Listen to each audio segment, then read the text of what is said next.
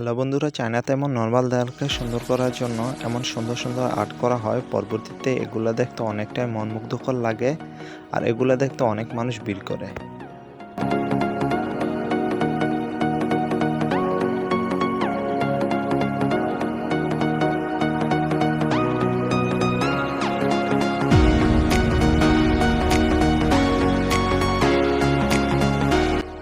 এই আর্টটি সাধারণ একটি পেন্সিল দিয়ে কিভাবে খাতার মধ্যে কি সুন্দর একটি প্রজাপতি অঙ্কন করে ফেলে।